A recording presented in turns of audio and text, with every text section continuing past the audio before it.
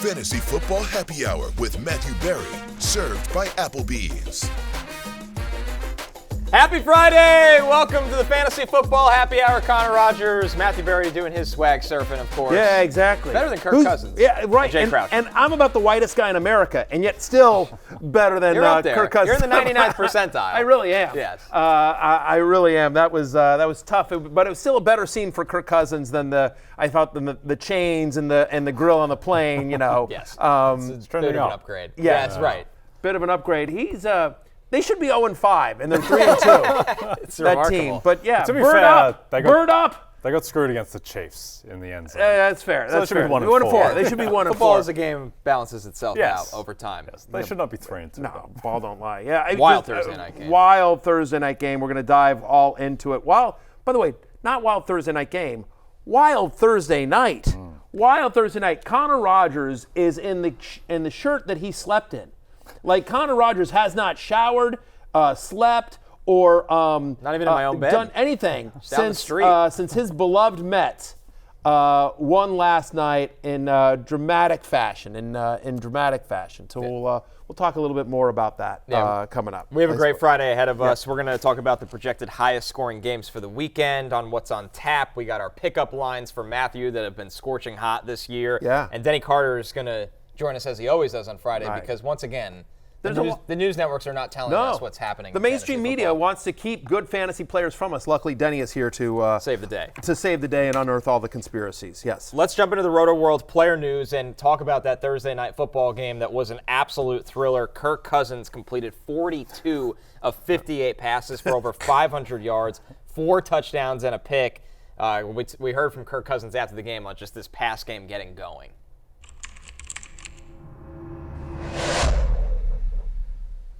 It was a drive in the second quarter when I threw a couple passes where I was basically anticipating where Kyle was going to be or where Drake was going to be. I was ahead of it a little bit in a good way and threw it decisively. And I thought, I just haven't been that decisive the first few weeks. I've been trying to kind of ensure that that's where they're going and ensure that that's what I'm seeing before I let it rip. And felt tonight there was a little bit more now after 4 games. No, I know where they're going. I know where they're going to be. I'm going to let that rip early. And I think that helped me, and so the anticipation, I think, took another step tonight, and that's what I was used to kind of having when you've played with guys for 3, 4, 5, 6 years, and I can feel it starting to come.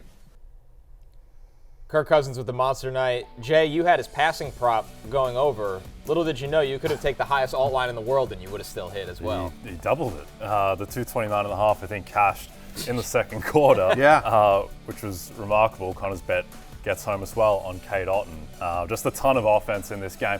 I think Kirk hit the nail on the head, unsurprisingly. He's just throwing with anticipation. He looked different. Even you think about the pass that Darnell Mooney dropped, which looked like it was going to cost him the game. Cousins lets that go when Darnell Mooney's not turned around looking at the ball yet, but he just seemed to be in rhythm. And it was just gunslinger Kirk. He did throw it up for grabs, so he could have had 3 or 4 picks, to be honest, but you'll take it from a fantasy perspective. Naturally, he goes 34.4 fantasy points, and this is the Drake London we've wanted to see for 3 years now. I think that's another big story, that he looks like a bona fide wide receiver 1 if Kirk Cousins is going to have this type of ceiling. Gotta love the Drake. Yes. That's a Seinfeld reference. Okay. So you know, Jay, because you screwed the one up yesterday. But to your point about, we'll get into Cousins here in a second, but since you brought up Drake London, just want to talk about London here for a second. Best fantasy game of his career, 4th different career game with 100-plus yards. 3 of them have been against Tampa Bay. So it's just one of those things where he just always seems to have the Buccaneers numbers after a very, very, very quiet week 1, which killed one of my guillotine leagues. Thanks, Drake. He's had at least 17 fantasy points in 3 of the past 4 games. He's got almost a 29% target share. And I think the most important thing is they're using him in the slot. Right? They're moving him all over as well. He's already got 24 slot targets on the year. He had 30 all of last year. So credit to Zack Robinson and the entire Falcon staff for saying, like, okay, we have somebody very talented in Drake London. He's no longer going to be the focal point of defensive attention because we're getting production out of Ray McLeod and Darnell Mooney. We'll talk about them for a second. So, but I think this is legitimate with Drake London, especially because of how they're moving him. Again, over the last 3 weeks, over the last 3 weeks, yes, 62% of his targets have come from the slot. I want to make sure I got the number right. So yeah, it's been nice to see with Drake London. Yeah, it really has. And that's something that the McVay tree consistently does with their number one wide receiver. They get to play inside and outside. Drake London is the beneficiary of that right now. Also, of course, on the week, because he had a goose egg last week and he hasn't been good at all this year, that we kind of all said, hey, listen, you could sit Kyle Pitts. Kyle Pitts catches 7 of 8 targets for 88 yards. Matthew, I know how the reactions are going to be to this. Like, is it now Kyle Pitts time, just when we thought we were out? This is a night that Kirk Cousins threw for over 500 yards. Thank you. Yes. How often do you think Kirk Cousins is going to throw for over 350 yards this season? Right. He attempted 58 passes. 500. Thank you for saying that. That's exactly right? In a game in which Kirk Cousins threw for 500 yards and attempted 58 passes, went to overtime, Kyle Pitts had an under 15% target share. His target share was still 14.8%, still 4th on the team.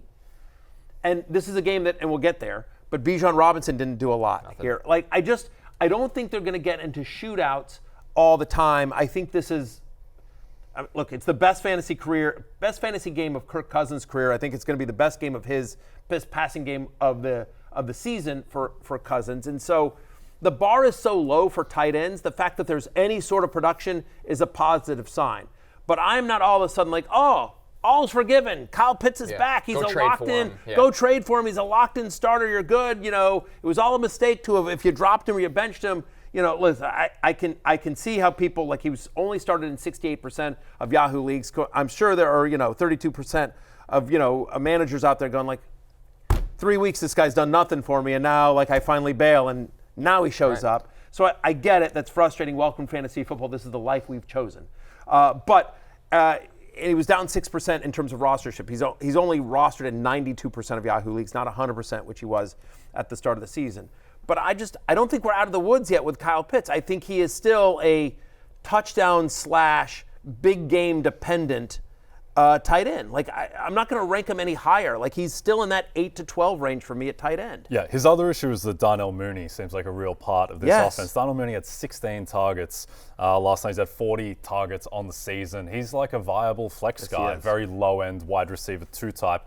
I think the thing to remember about this game is that the Bucs pass defense is an abomination. That was horrific last night. Yeah. Antoine Winfield, his absence obviously matters a lot, but I mean, just between the tackling, the separation that they were giving up, the Falcons are moving the ball well. It is insane that the Bucs contrived to lose that game, which is everything they did with game management, with individual mistakes. Like, why are they catching the interception at the end? Why are you just batting the ball down? Why are you tackling Drake London immediately with 7 seconds left? Why aren't you letting him run? And basically that ends the game. It was just a catastrophe. Why when they had the ball at the end, why are they running 3 straight plays when they haven't run all day, but they pass like crazy? Like, I get you're trying to run the clock, but it's 1:51. They still have, like, I was watching the game with my oldest son, and he had the Bucs money line. My son's 26, by the way. My sons are of legal age, unlike Jay's children. Rio actually had Falcons minus 2.5. She's 2 years old, so it's not as legally viable, but 100%. She was able to get that. Yeah, and she uses a beard to obviously some of her 3-year-old friends. Right, exactly. Listen, Rio's a bit of a sharp, but the fact is that so my son he just, as soon as he's like, why are they giving the ball back? They're losing this game. Like, he knew it immediately. Like, and it's like they're gonna come down, they're gonna kick a field goal, they're gonna tie it, and they're gonna win in overtime. And that's exactly what happened. It was took a live money line at that point. Exactly. Yeah. Hedge your own bet. But it was the Buccaneers had no business losing that game. I agree with you, Jay. Like, it was unbelievably poor. It was entirely coaching decisions. Yep. Your defense can't stop anyone. Keep the ball as long as possible. Yeah. And you haven't run the ball effectively all game. A lot of things have been pointed out about how they butchered the game. The one thing that I haven't seen pointed out as much, it's 3rd and 25 with 1:26 left. You're at the Atlanta 43. Why are you running the ball for 1 yard? At that exactly. point, if you get 6 yards there, you get to kick a field goal and you win the game. Yep. Instead, it's like, we need to let them burn the timeout. No, how about you take a chance that you actually can get in position to effectively win the game? As somebody that watched a lot of Todd Bowles coach games, that's how you could love it or hate it. It's how he coaches. Yep. He coaches with never goes for the dagger. Ever. Most conservative coaching. And sometimes it does help him. Most of the time, it costs them games like that. That's what I was saying. That's my point. Is it's like, right, Baker Mayfield's been on fire all game long. You don't have anyone on the other side. They haven't been able to stop Mike Evans or Chris Godwin or even Cade Otton. Yeah. But they have stopped the run game consistently. Right. Here's the other thing, too. In that situation, like Baker had been running very Yes, he effectively, was. too. Correct. How about this? Just let Baker, if nothing's open, get him to take a sack. Doesn't matter. You're punting It's the same anyway. outcome. It doesn't matter at all. It's just absolutely baffling. Like, that game now, they are likely not going to make the playoffs. Now, if they win that game, they're 4-1. They're favorites to win the division. They're heavy favorites to make the playoffs. Like, they've potentially butchered their season in that game because they've got a first-place schedule. They play tough teams the rest of the way. Falcons and Saints have a very easy draw. Very frustrating for Bucs fans. Very, very, very frustrating. We'll get there in a second, but I think there's so many big fantasy storylines from this game. Last thing I want to ask before we move off, I have two last things on the Falcons. But first off, how concerned are you about Bijan Robinson? Right, for in a game in which they doubled the over. I mean, the over was 44. They just blew past it, right? Bijan Robinson in a game in which they're scoring at will, the Falcons. It's his fewest fantasy points in a game this season. He had an under 6% target share in a game in which Kirk Cousins threw it 58 times and for over 500 yards. It's his third straight game with below 14 fantasy points. He's averaging 13 touches per game. His rushing prop was, 59.5. Yeah. But I think it was like 14 and a half rushing attempts and the under hit.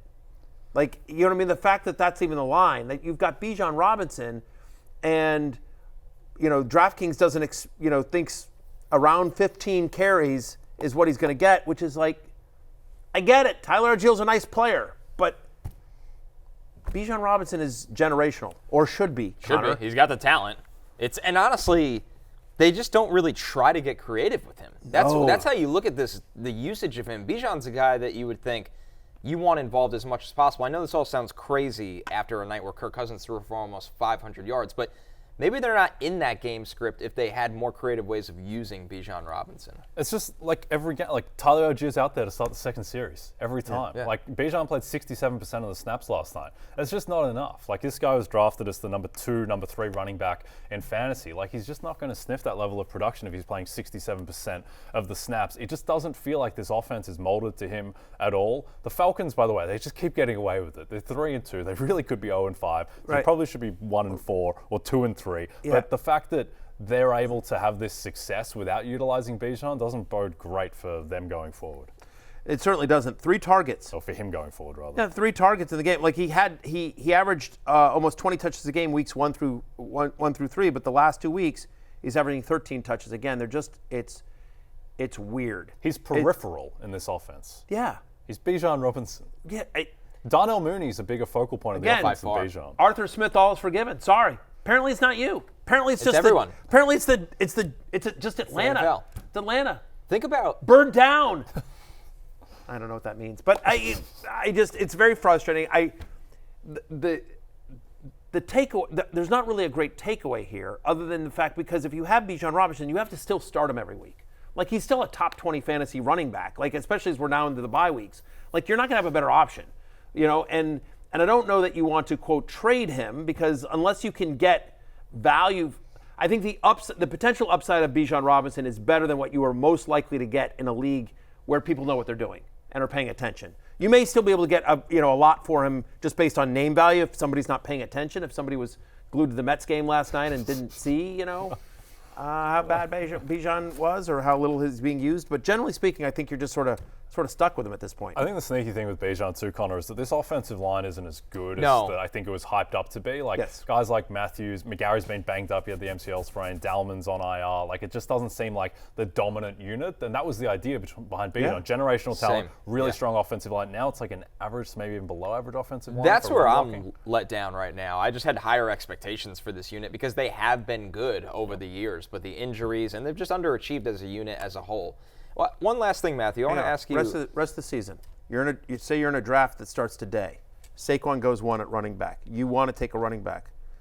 Rest of the season, Bijan Robinson or Breece Hall? That's pretty tough. I think I would still. I don't know. Yes, because I think Devontae Adams is coming. I think that even factors less targets for Breece Hall. Right. Yeah. I mean, it's like. So you're still leaning Bijan? I think I'd lean Bijan because I think Devontae Adams is coming. Okay. I think I'd rather Derrick Henry than both. I was just going to say, the guy I would take is Derrick Henry. Right. I wanted to ask you, now we look back, Christian McCaffrey, Breece Hall, Bijan, Jonathan Taylor, Isaiah Pacheco, all the running backs that went in the first 2 rounds. It is ugly. It's besides ugly. Saquon and Henry, right? Other than Saquon, Henry, and Kyron Williams is getting a ton. Kyron Williams has been really right, good. Kyron Williams, Ken Walker would be up there, and Jordan Mason. Like, if I was drafting today, I might honestly take Jordan Mason 2 and reach for a round to get McCaffrey just to make sure I grabbed him, threw him on IR, and then it's just like, whatever. I got the Niners running back. I would rather have Alvin Kamara than Bijan Robinson right now. 100%. I think that there are other guys that you can make a case for as well. Like, it's just not happening in the slightest. Jordan Mason as well, he's on that list. Brian Robinson before he got hurt this week. Brian Robinson's been fantastic. J.K. Dobbins gets his offensive line back. Like, it's crazy, but I don't think that he's like Bijan. James Cook's up there. Yep. I know he had a tough game against the Ravens, but James Cook's been really good so far this year. I'd rather have Ken Walker than Bijan Robinson. Yeah. So I wouldn't, because I just don't think he'll ever be healthy. Stay healthy. I just don't. But my point is Bijan Robinson was drafted consistently as the number 2 or number 3 running back in every draft. It was him or Brees at 2 in every draft. And he's now he's a mid-tier guy. He's a mid-tier RB2 now. Until further notice, unfortunately, because of the lack of usage and the presence of Tyler Algier. I want to switch this now to Tampa Bay, Connor, and I'll ask both you guys the same question that I asked about Bijan Robinson rest of the season. Kirk Cousins or Baker Mayfield, who was brilliant in a loss but didn't throw 58 times, didn't throw for 500 yards. He finishes with 23.4 fantasy points. Really good day at the office, but 11 points worse than Kirk Cousins. But where rest of the season, which one? Who do you like of these two? I would take Baker. I'd take Baker. Yeah, Baker's running a little bit. Yes, he is. Baker's running a little bit. I mean, listen, for whatever reason, and I know he got banged up, they took their foot off the gas in the second half. It feels like Baker Mayfield's going to throw 3 touchdowns every week. And if you're signing me up for that and 20 to 40 rushing yards, I mean, I'm all in. While Kirk Cousins, I just think there's more variance, Jay. I agree. I just think Baker's a better quarterback in this state than Kirk. And Kirk was magnificent last night, obviously, but still, you get Kirk, if the pocket collapses on Kirk, there's not really much that he can do. Baker is at least a little bit mobile. Baker's the number 3 quarterback by PFF grade on the season. He's playing extremely well. Yes, he I have is. a bit more faith in Mike Evans and Chris Godwin than I do in Drake London was amazing last night, but I still think Baker has slightly better weapons. They are throwing the ball a ton relative to expectation, even though they probably didn't throw it enough last night. So look, I think it's a discussion, but I mean, forget the ceiling was collapsing on Kirk Cousins before last night. Everyone thought is the Penix, right? So I mean, it was one game, and it's a very good game, an indication going forward. But I'd still rather have Baker. The Bucs defenses don't take things from games against the Bucs defense as sustainable fact, would be my point. Yes, but the positives there is that because that Bucs defense is so bad, Baker's constantly going to be in negative game script where he's going to have to throw as well. To your point about the running, 107 rushing yards and 2 rushing touchdowns this season for Baker Mayfield. No one's going to confuse him with Lamar Jackson. But yes, he does get you some points with his legs in a way that Kirk Cousins doesn't and won't. Certainly coming off the Achilles. But I think both guys are viable. I mean, Baker's been nothing short of terrific this year, right? It's his 4th game with 18 or more fantasy points this year. But Cousins is viable. Look, as always, top 12 fantasy quarterback, Kirk Cousins. That's what he is year in, year out. Right on that line. Yeah, exactly. He's not top 10. He's not top 14. He's top 12. He's right there. He's like QB 12 every year. Yep. I think Kirk is going to be he's going to be extremely dependent on the quality of defense that he's facing. If he can play teams and he does have some easy defenses coming off in his schedule, including, by the way, Tampa again in 3 weeks, where he's going to be must start based on this. But if he comes, there are going to be games where he looks like he did in week 1, where TJ Watt is teeing off on him. Like when he plays at Minnesota later in the season, even when he gets at New Orleans as well, even at Denver, who have a really good defense. I think he's really going to struggle in those matchups where there is a pass rush and he is under pressure. But when he can just tee off on teams, like he showed last night that he's still got it.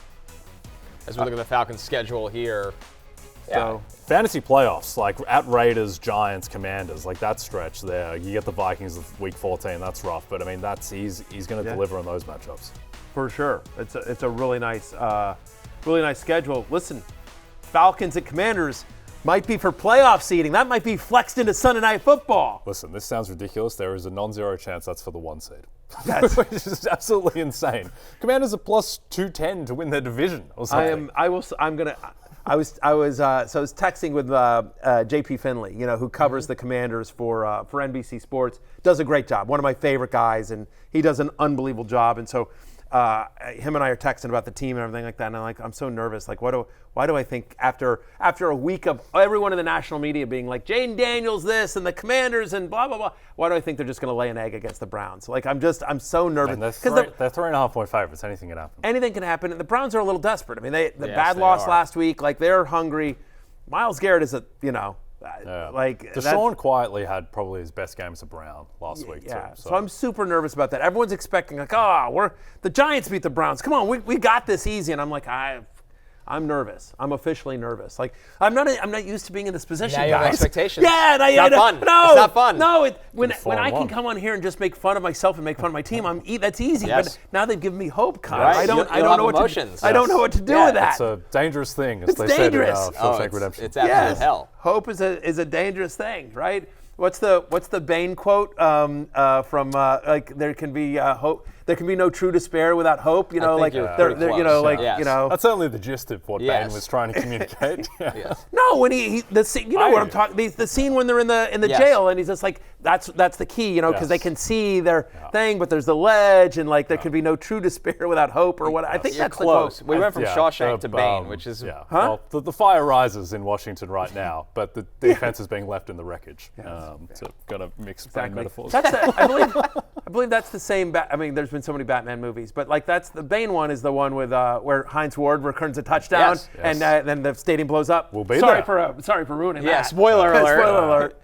It's only been We'll be replayed there on online Sunday. 40 million times. We can recreate it. That's true. We are. It's We will terrifying. be Jay and myself, George the Greek, and Lawrence. Lord don't lose himself, Lawrence Jackson, will be at Acrisure Stadium in That's Pittsburgh Sunday night. Of course, Sunday morning fantasy football pregame at the Applebee's on Steubenville Pike. Steubenville Pike, read it Route enough. 60. Be Pumped. there from 11 to 1. Come out, say hi, dress as Jay. There's a chance you walk away with one of his kids, and then we're there on the sidelines. There you go. Look at that. There's our promo card.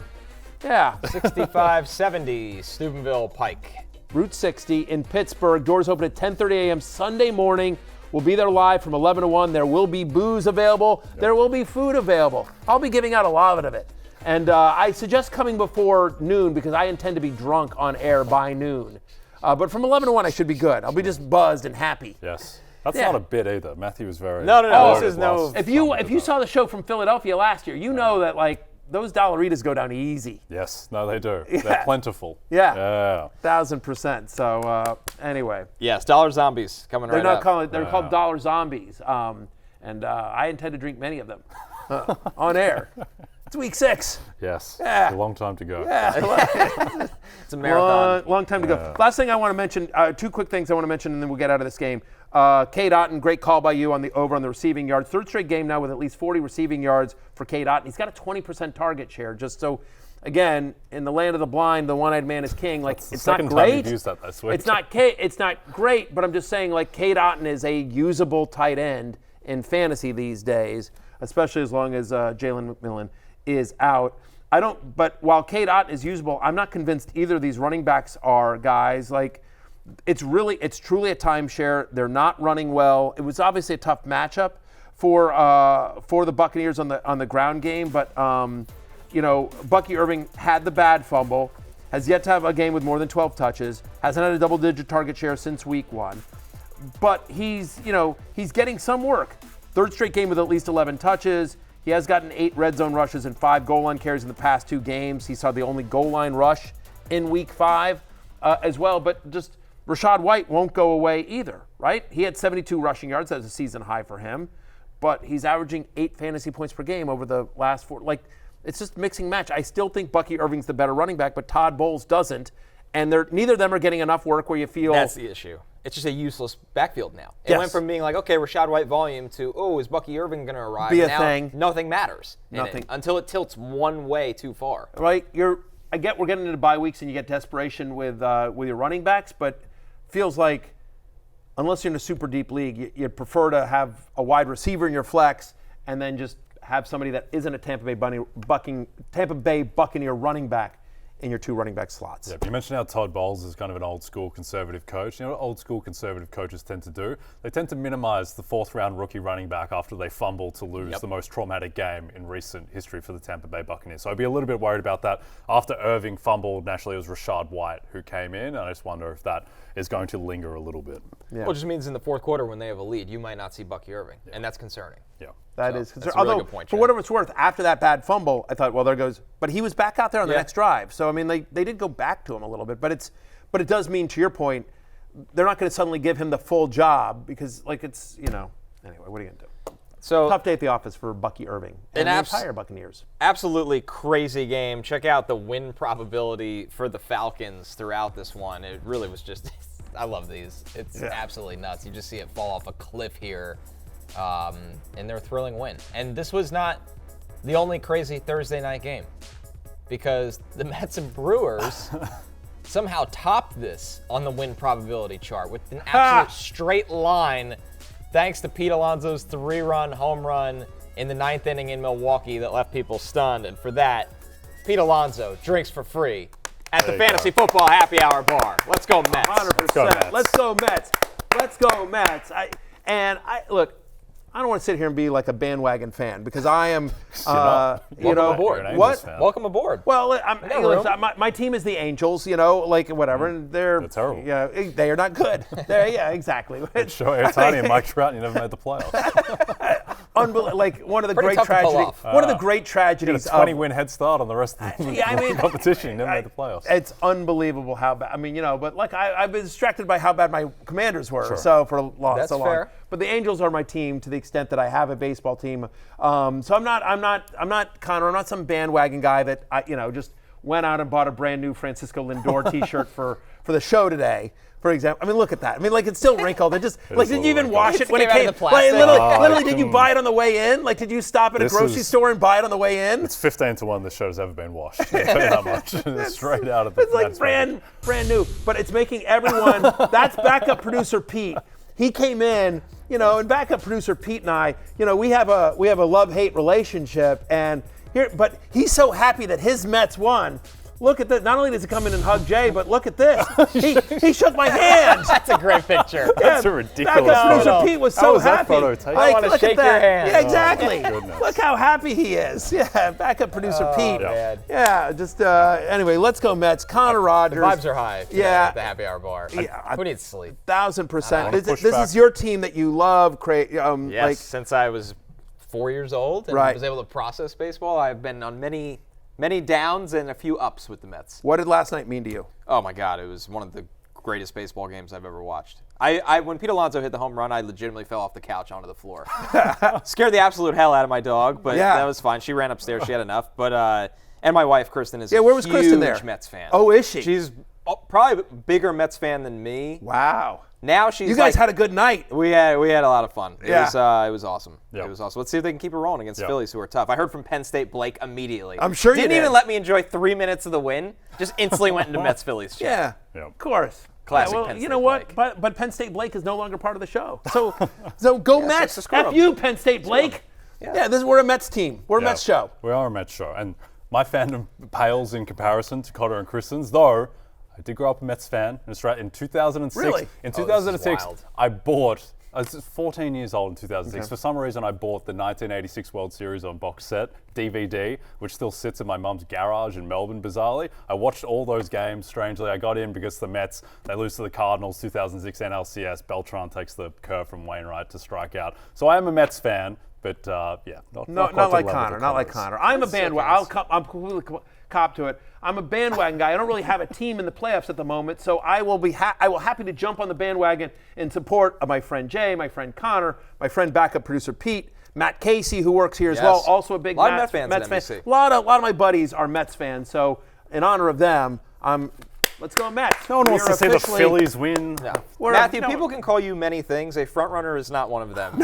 You root for the Angels and the Commanders. That's right. And the Lakers, to be fair. What? The Lakers, too. And the Lakers. But I'm stuck with the Lakers. Yes. I've been a Lakers fan since Del Harris was their coach. True. No, you're a Lakers fan. that's what I'm talking about. And I've stuck with them through, it's been a little lean the last couple of years. You know what I mean? And so I'm stuck with them. Bronny.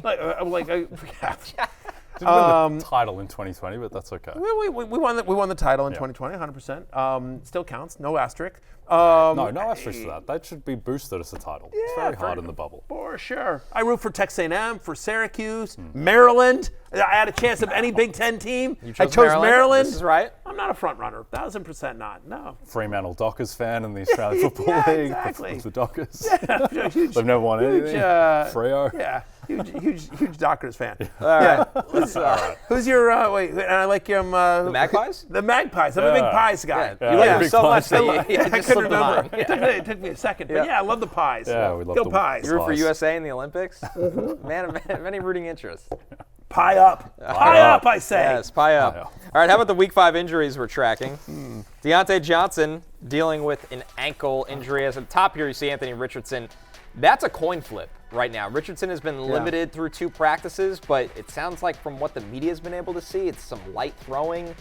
I wouldn't be shocked if we see Joe Flacco in that. We'll see. Say his name.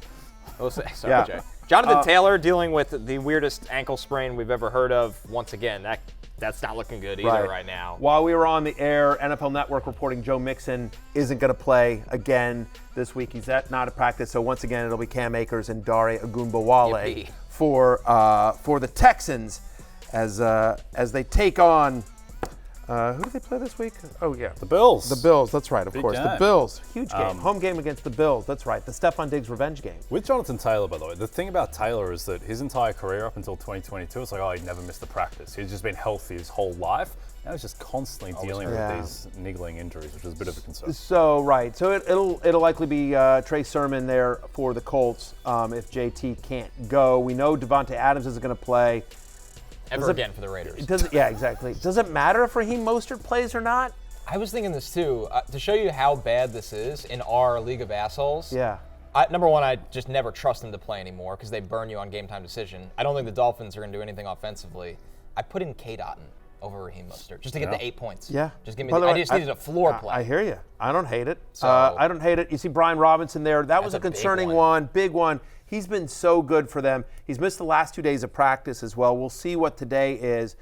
This is one of the things I was texting with JP Finley about, and he just pointed out that the one thing is that Bijan Robinson did have media available, and sorry JP if I'm, but he just mentioned that Bijan Robinson did have media availability this week, which often if the player's not going to play, they usually don't have him available to the media. So at least that was a positive sign.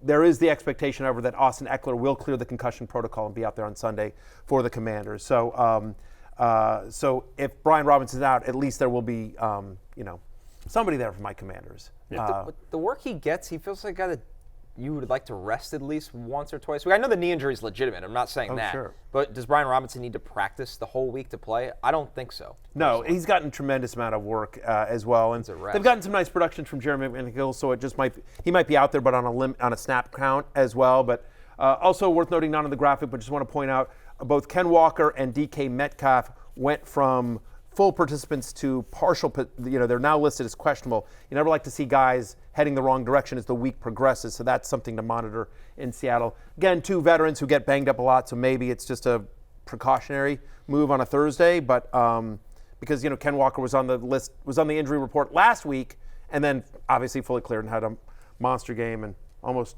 helped me, slap the great back. Rashee Rice placed on injury reserve. Obviously, we've been waiting for this one, and we got to hear from Andy Reid on the latest with Rashee Rice, who is still going to go through some testing. Take a listen. Listen, Rashee's had a phenomenal year. Unfortunately, in this league, injuries happen and life goes on. So we have always expected the next guys to step up and roll, and it's no different now. Is Rashee? There's not another Rashee. There's other guys though that are very, very good. So we'll be fine. Yeah, sounds like he was trying to talk himself into that as it was going along. He's like, they're not Rashee, but but they're very, very good. They're very, very good. Like we haven't seen any of them play. No, I mean we haven't seen them be good yet. But I promise you, their high school tape is unbelievable. I don't know. It's not a great situation for the Chiefs again. The only positive of this is that, so they placed him on IR, and the part of the quote that you didn't see there is Andy Reid basically said that he's going on the IR for 4 games, so he's definitely missing at least the next 4 games, Rashee Rice is. But they're like, we're going to wait for the swelling and the knee to go down, and then we're going to do more testing next week. So at least there's at least a glimmer of hope that he's not lost for the season. We know he's lost for the next 4 games, but feels like if it was a torn ACL, if they knew for a fact like this that would have come out by now. I can't remember anything like this, Connor, because I've always been under the impression that ACL, Achilles, you basically just test, you just know straight away by testing Typically. it. But this seems strange, and there does seem to be potentially some scope that he could return. The Achilles, you definitely know off the top. The ACL, you usually know. The swelling can be a real thing, but it's been a while now, right? Like it's been I don't know what's going on with the Chiefs here. I wonder if can it be partially torn, and they're thinking, can he play through it? Yeah. And then go through an off-season surgery, and then we talked about the conspiracies around the suspension. Yeah, who knows? Who knows? Like, this is just bizarre. And they're desperate. Yeah. They're desperate. I would say. Which is weird because they're 4-0. Yeah. But where they want to go. Oh. Do they win a Super Bowl without Rashee Rice and this receiving group? I mean, I know people point to last year, but it's hard to do it twice. They also had Rashee Rice. And they had Rashee Rice. Right. The AFC is also and they're also not going to have Pacheco. That's the other thing, is they had Pacheco.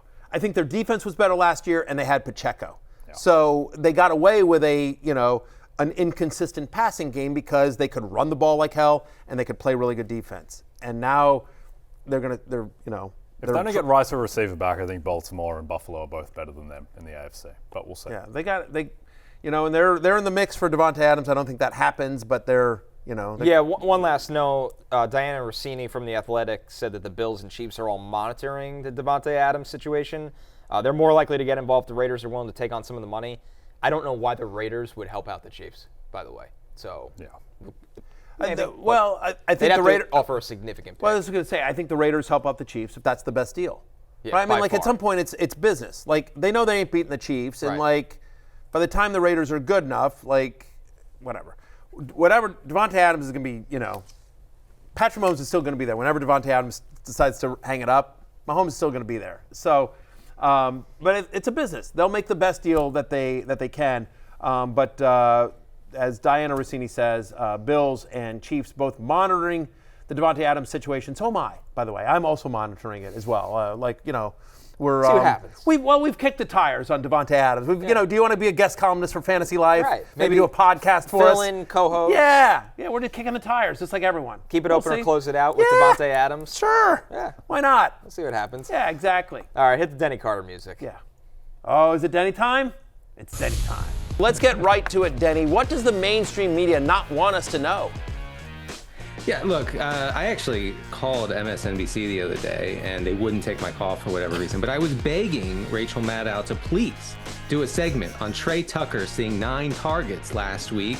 Because, look, I wasn't going to bother Rachel, but with Devontae Adams popping up on the injury list yesterday, limited in practice with a hamstring injury, I think Trey Tucker is a real play here. We welcome on Denny Carter to talk about what the mainstream media, Denny, once again is hiding from us. How are you, Denny? I'm good. I wish Rachel would have listened. I wish Lester Holt would have taken my calls. Unfortunately, that didn't happen. So, going forward, I hope they watch this segment. That's all. Denny, just to be clear, you are phoning in, as it were, videoing in from an undisclosed bunker. Is that right? I just want to make sure your location is safe because, as you know, when you start exposing these truths and peeling back the curtain on the mainstream media, which they don't want you to know, they're going to come after you, and your family's in danger. And so I just want to make sure that we've got you protected and that no one knows exactly in Maryland where you are. No, exactly. I'm not in Maryland anymore. I'm in Montana. I can't tell you where in Montana I am, but that's where they had to put me, Matt. Okay, fair enough. Good. All right. Well, what does the mainstream media not want us to know, Denny? Keep exposing these secrets. Exposing their lies. Yeah. We're going to keep it going. Yeah, we're going to keep it going with Xavier Legette, okay? Legette, as they're calling him now. 8 catches for 108 yards for the Panthers and a touchdown since Andy Dalton took over for Bryce Young. Here's the thing. Here's some secret data that mainstream press won't tell you about. It's called target share. And he has a 16% target share, 24% what we call air yard share, okay? And you can find this on, on the dark web if you want.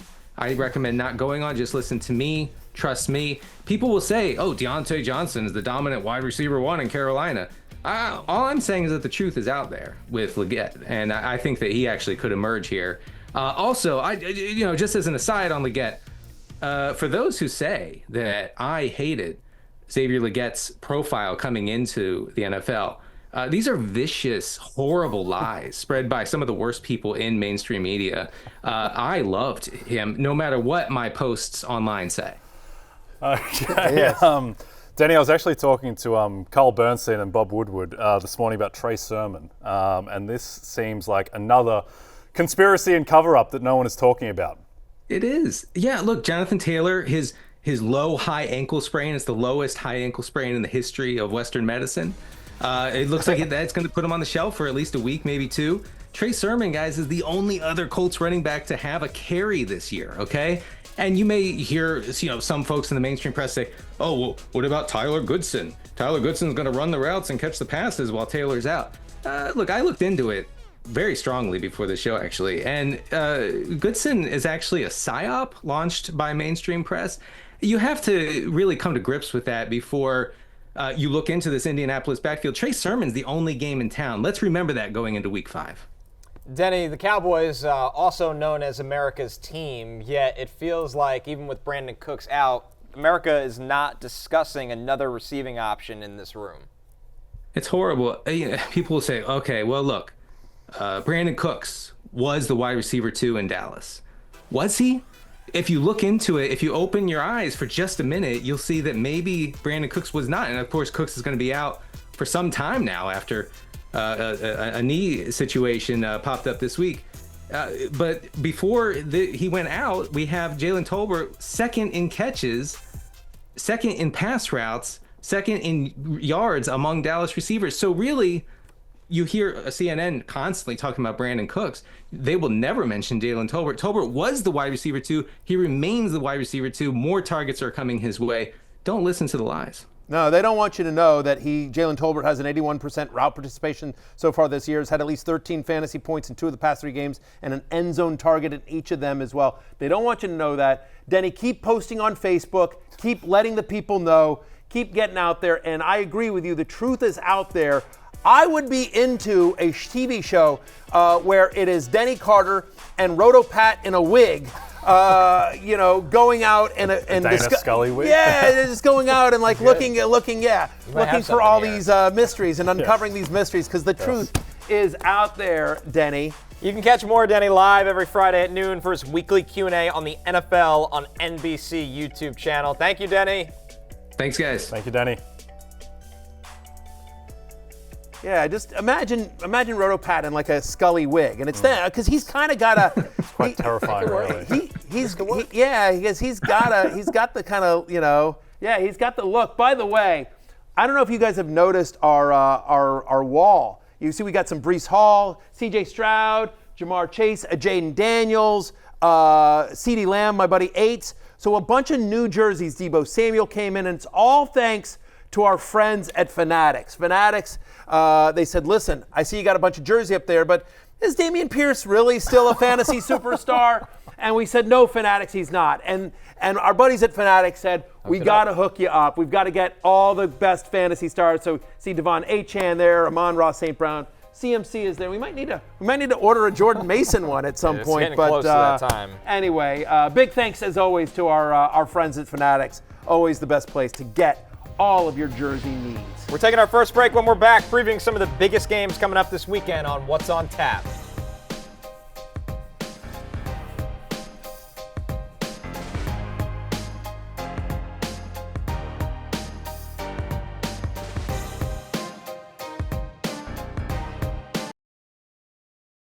And here's Adam. Adam has a all right, hang on. Field. All right.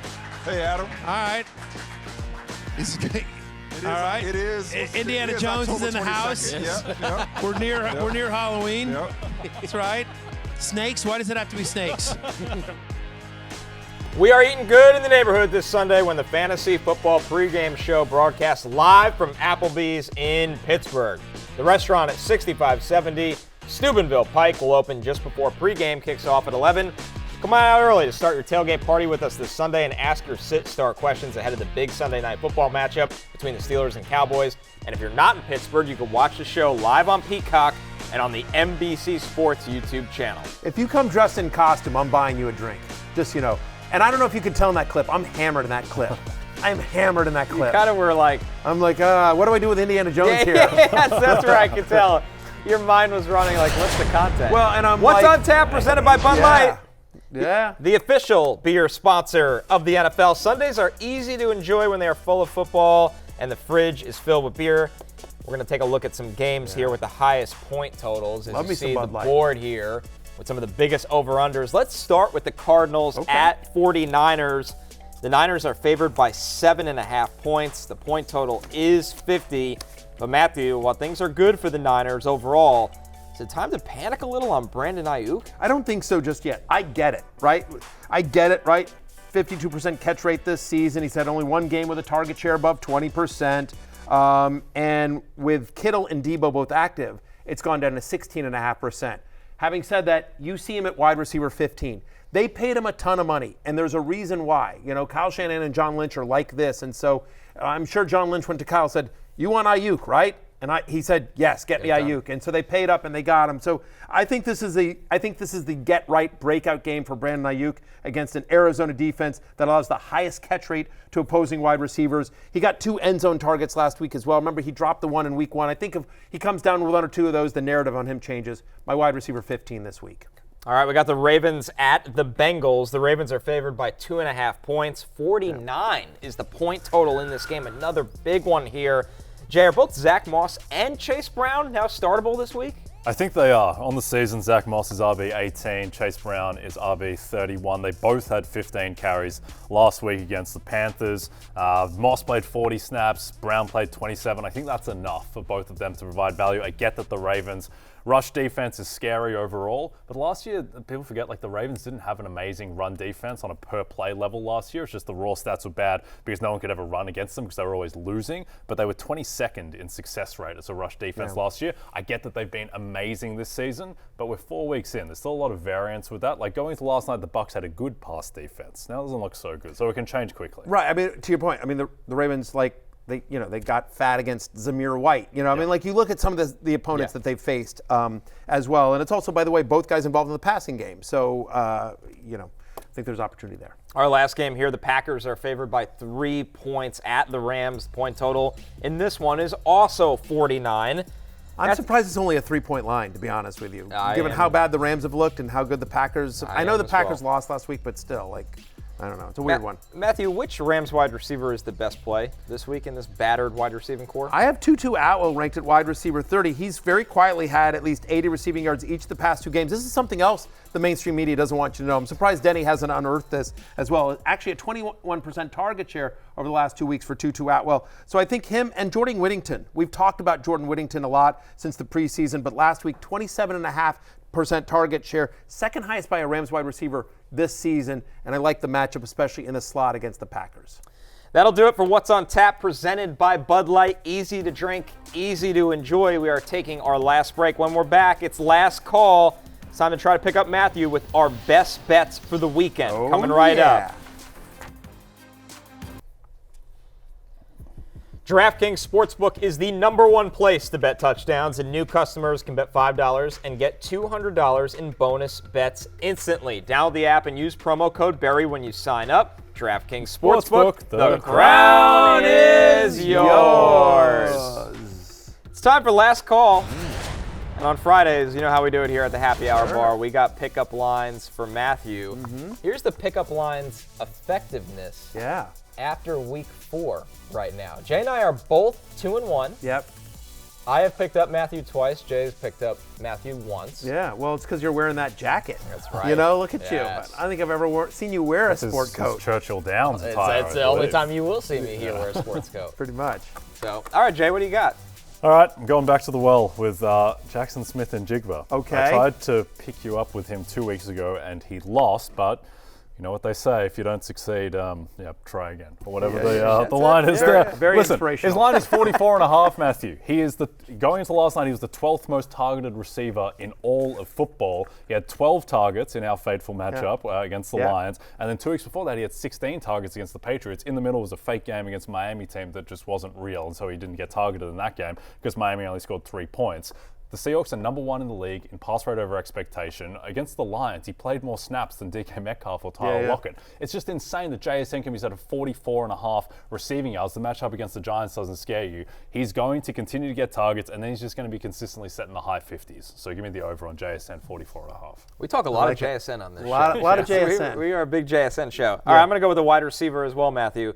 Jayden Reed, he's played 2 games with Jordan Love this year. Yes, he has. Week 1, he played with Jordan Love, 138 receiving yards. Week 4, he played with Jordan Love, 139 receiving yards. His total for receiving yards this week, 65.5 against the Rams. Who cannot cover anyone sitting at this desk right now. Correct. Jayden, I think this is the last week, as long as Jordan Love is playing, that Jayden Reed's receiving total is not starting with a 7 instead of a 6. Yeah, and no Christian Watson there. I like both those bets. I agree, both of you guys, but with both those guys that they're both too low. They're a little bit too low for me. The only concern with either of them is that they're both playing games where they could kill the Rams, they could kill the Giants, and they just don't need to. They stop throwing as well, and so for that reason, like someone like Mark Cuban, for that reason I'm out. No, for that reason, I'm going with the grape slappers here in JSN. He owes me, damn it. He owes me because .14. It's personal. JSN owes me. I like both those bets. I'm going to bet both of them, but I'm going home with Jay. We have a weekend in Pittsburgh, my friend, you and I. Yes. One night we will. One night in Pittsburgh. Let's make beautiful music. That's right. Absolutely. We'll go grab a Primanti Brothers sandwich and get drunk on Bud Light. All right. Before we roll into Applebee's together on our walk of shame, that'll be good. On Steubenville Pike, by the way. On Steubenville Pike, Route 60.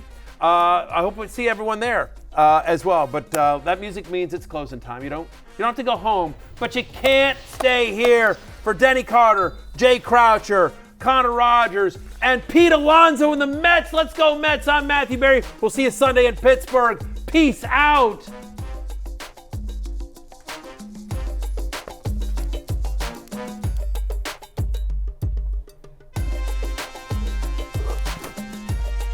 Yeah. Do me a favor. Will you cut the Fanatics bit just so I can send? Hey, it's Matthew Berry from NBCSports.com and RotoWorld.com, and I want to thank you so much for watching whatever it is you just watched, or if nothing else, being too lazy to click out of the autoplay after this video started, after whatever it is you actually wanted to watch finished. But now that you're here, I'd like to take a moment here to ask you respectfully now, okay? I'm asking you respectfully to subscribe to the NFL on NBC YouTube channel. You'll get the latest RotoWorld fantasy news headlines, all sorts of great shows, including my own Fantasy Football Happy Hour. So go subscribe now. Again, I'm asking respectfully.